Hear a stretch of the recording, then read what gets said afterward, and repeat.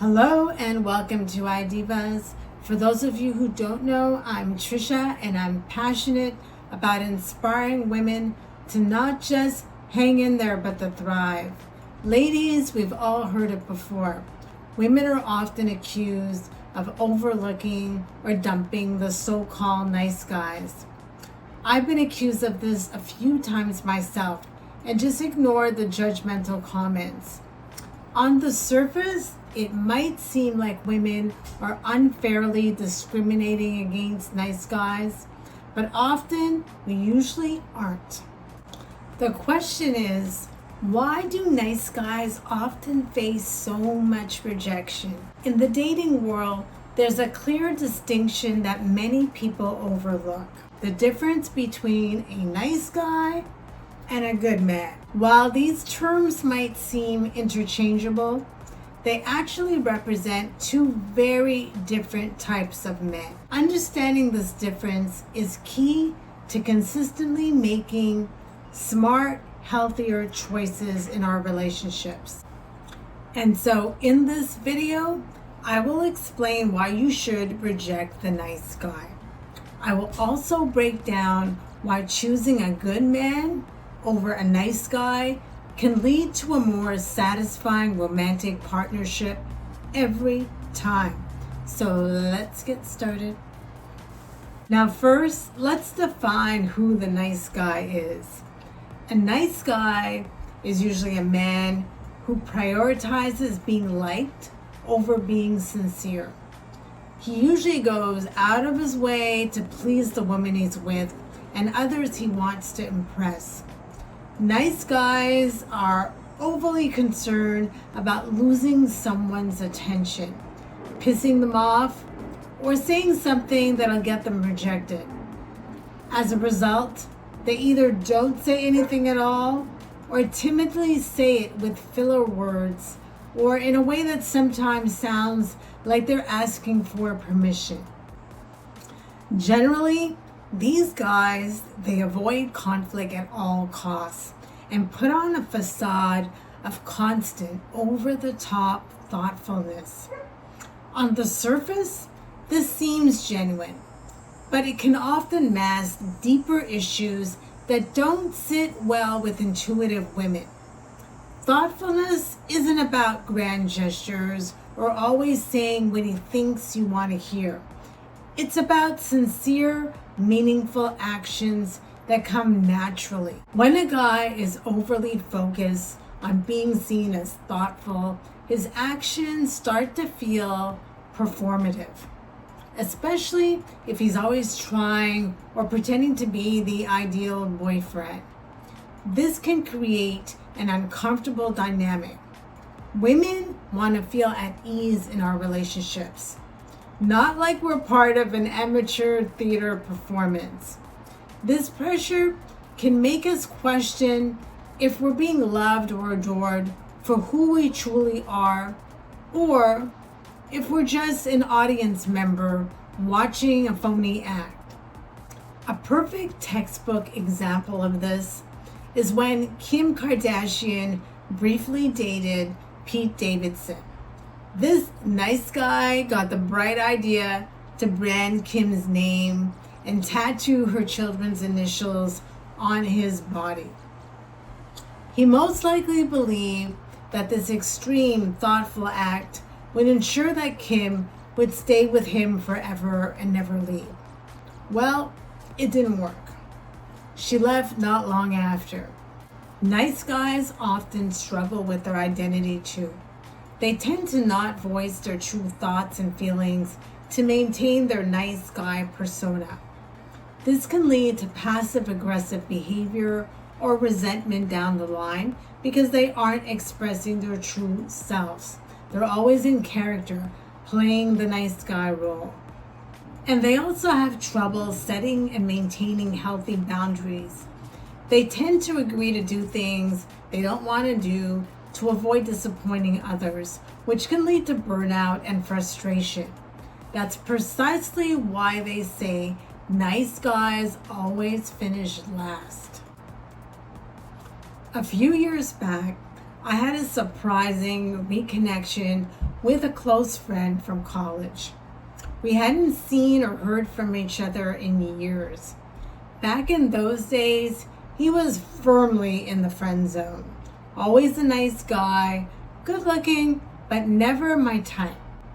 Fast forward to our reconnection, and he made it clear that he wanted out of the friend zone.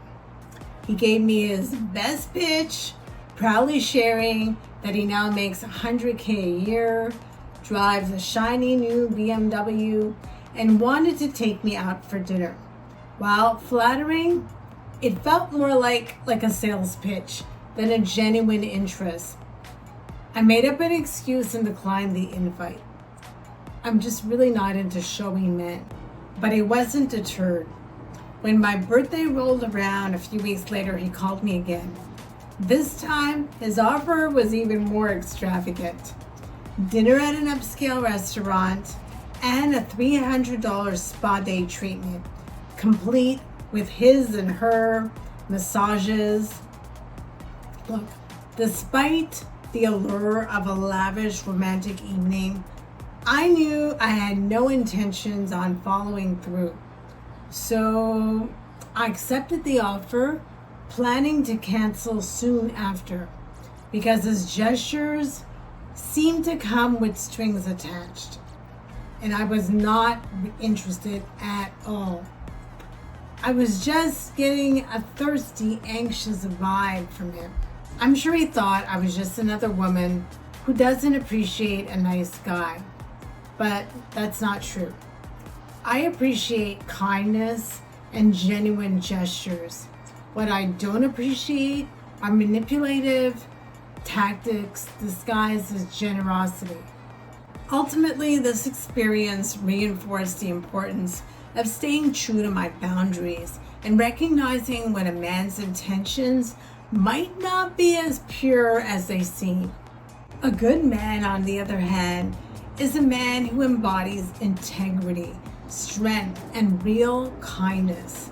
His actions are driven by a strong moral compass and a commitment to being true to himself and others. He expresses his thoughts and feelings honestly, which builds trust and respect in relationships. A good man's kindness is not a facade, but a reflection of his true character. Good men understand the importance of boundaries. They know how to say no without feeling guilty and respect women's boundaries as well. This balance ensures that relationships are respectful. Good men also act out of genuine care and respect, not with an expectation of something in return. Their kindness and generosity are unconditional, making their actions feel sincere and meaningful. Now that's attractive masculine energy and well worth waiting for, in my opinion. So, how do you identify a good man? Recognizing a good man is not hard if you know what you're looking for. It involves looking beyond superficial niceness to see true character. A good man doesn't try to manipulate you or buy your love and attention. He doesn't need to. He is consistent in his words and actions. He doesn't put on a show to impress you, but is reliable and trustworthy in all aspects of his life. He shows concern for your feelings and well-being and respects you. He knows how to speak with you and impress you without insulting your intelligence or moving too fast. He'll wait for clear signs that you're interested before investing in you financially or emotionally. In other words, he has self-respect and social power, which is a must for most women. But not all women are mentally prepared for good men and will never attract them. But that's a whole other video, which I will make soon, so stay tuned. What I will say though, is that choosing a good man over a nice guy requires a mental shift in perspective and an ability to really block out noise. Because sometimes the people in your life who may not have high standards may try to convince you that you're throwing away a perfectly nice guy, when in your heart, you know he's not a good man.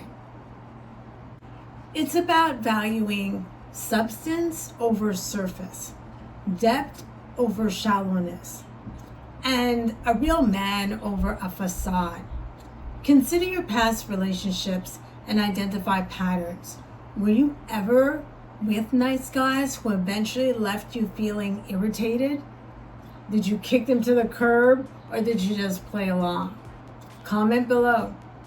Understanding these patterns can help you make better choices in the future. While nice guys might initially seem appealing with their agreeable, overly generous nature, their lack of character and boundaries can lead to challenges and dysfunction. On the other hand, good men with their integrity, honesty, and genuine kindness offer a solid foundation for a meaningful, lasting relationship.